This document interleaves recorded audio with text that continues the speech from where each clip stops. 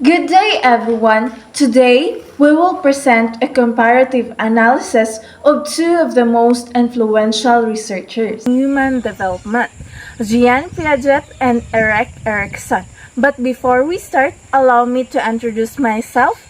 I am Melca Sanchez, BS Ed Math 2A. I am Clyna Toreno from BS Ed Math 2A. Our video will cover the research title, objectives, major concept, research gap, methodologies, findings, similarities, and differences, as well as recommendation for modern education. The first reference is Erik Erikson classic work, Childhood and Society, published in 1950. The book introduces the physical development theory, where individuals develop through 8 stages from infancy to late adulthood. Each stage, parents presents a complex 9 that need to be resolved for healthy personality development. Next is Piaget. The second reference is Jean Piaget and Barbel and Hildred book, The Psychology of the Child, published in 1969. It explained Piaget's cognitive development theory, which described how children think and learn in 4 major stages: sensory motor, pre-operational, concrete operational, and formal operational. Despite of the usefulness of Erik Erikson theory, several research gaps exist.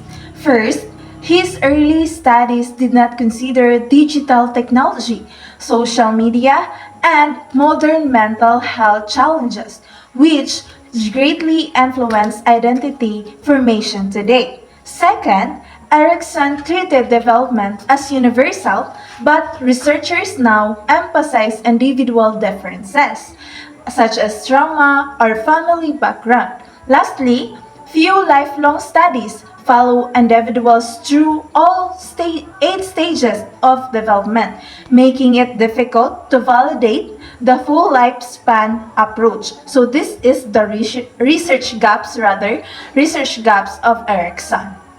Research gap Piaget.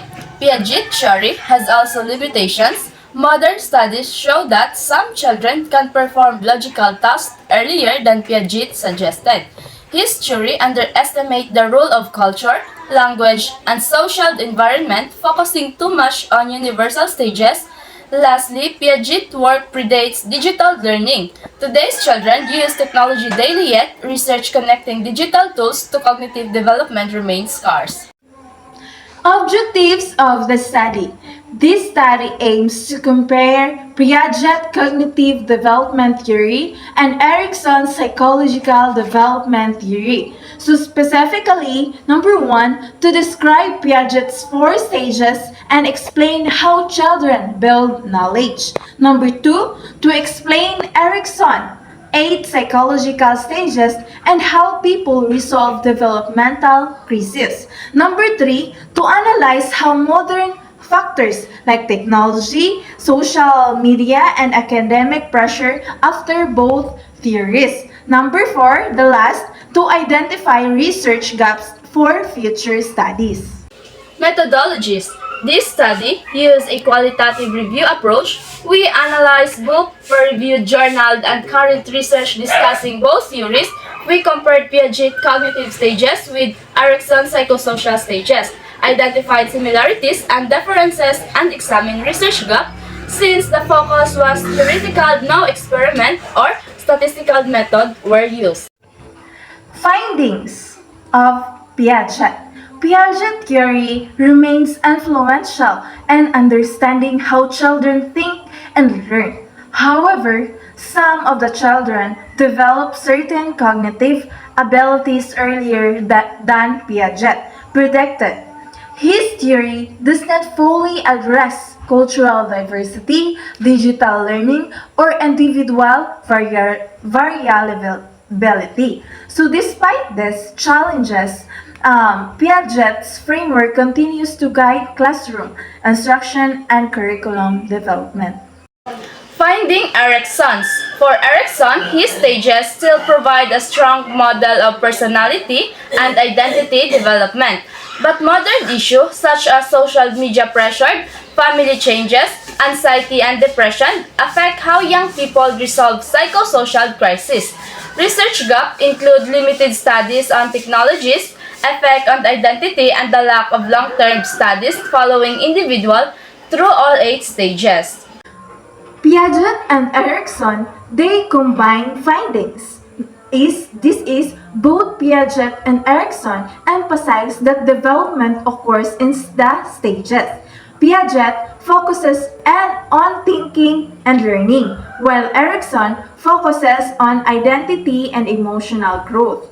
However, both theories did not anticipate today's fast-changing digital world, cultural diversity, and mental health concerns. Conclusion.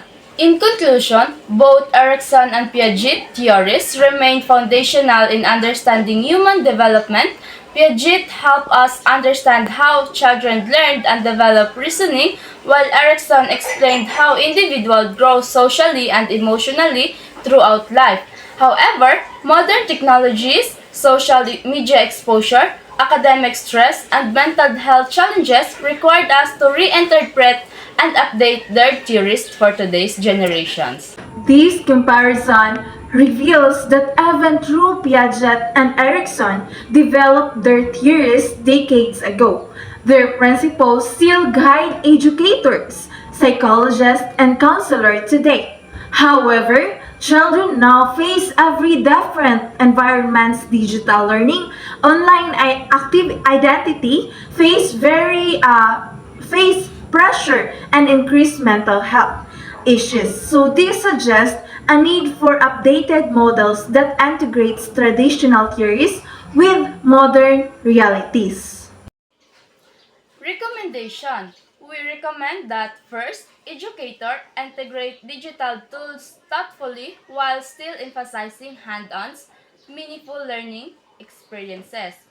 Second, schools and counselors provide support systems that address identity issues, social media pressure, and mental health. Number 3. Researchers conduct studies on how technology, culture, and family environments influence cognitive and psychosocial development. Number 4. Policymakers design programs that support the holistic development of children in today's fast changing world. Thank you for watching our presentation. We hope this comparative analysis helps deepen your understanding of Piaget and Erikson's contributions to human development. If you have any questions or insights, we would be happy to discuss.